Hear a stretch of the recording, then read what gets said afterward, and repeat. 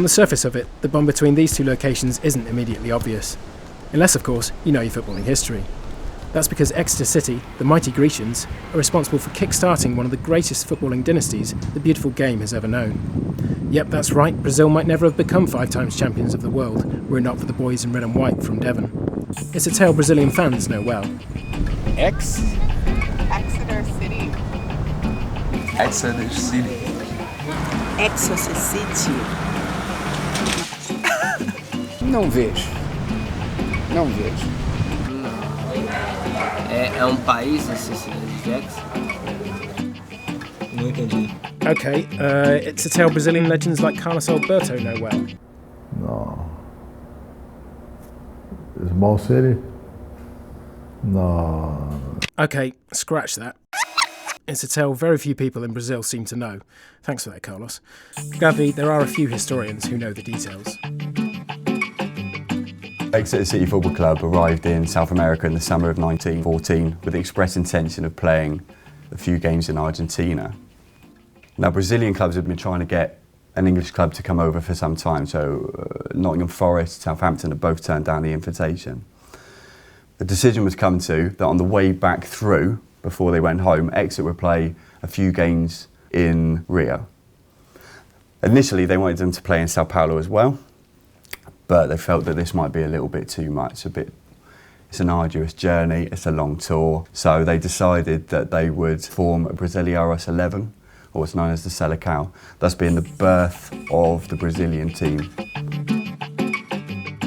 The Brazilians at that time were very excited with this opportunity to play against the British professional team from England coming to Brazil. Then we got 7 players from Rio de Janeiro, 2 players from Fluminense Football Club, 2 from Flamengo, 2 from Botafogo, 1 from America, and 4 players from São Paulo State. So all was set for the big match. Well, not quite. The Exeter players went down to the beach, glorious weather, sunshine.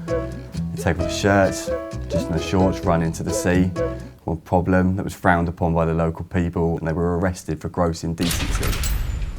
Had the situation not been sorted out, then they might have resided in the cell for a night, maybe longer. The whole history would never have occurred. The game was played on July 21st, 1914 in Rio de Janeiro, 3,000 people. Amongst the Brazilian players, we had Arthur Friedenreich, the biggest, the proto-Brazilian superstar. For the English, Dick Pym, the goalkeeper who would become famous for winning the FA Cup in 1923 with Bolton, the famous White Horse final. We had around 3,000 people all around here cheering for this game. For us it was special because we are welcoming the kings, the gods of football, the English, who had this image of being unbeatable, who created the sport. The game kicks off and it's obvious that we have 2 different styles on the pitch. The English very physical, the Brazilians starting to develop the move of the ball, the more dancing in style in a certain way. Brazil won 2-0, goals from Osvaldo and Osman.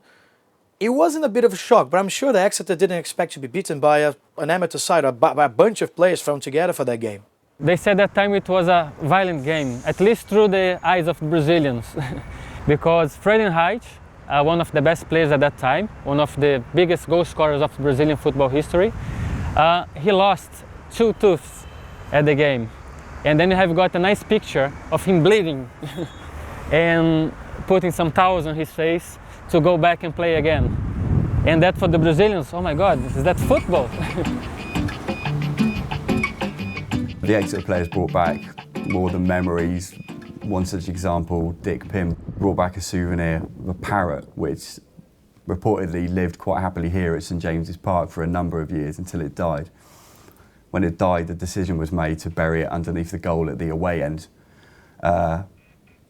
Unfortunately, for a short time after that, Exeter City failed to win a game, and with footballers being quite a superstitious bunch, they decided to unceremoniously exhume the parrot.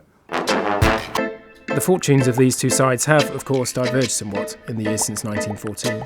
Well, Brazilian football has transformed itself in the last 100 years. They became the reference for the game. They stole the game from the English, went on to win 5 World Cups. Everybody uses Brazil and football together. While Exeter City, what became of them?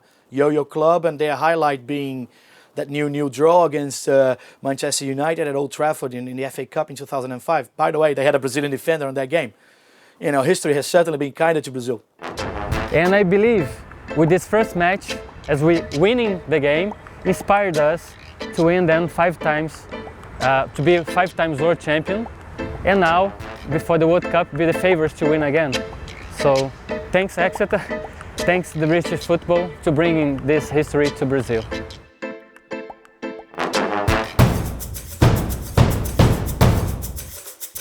16th of July 1950, the World Cup, Brazil versus Uruguay.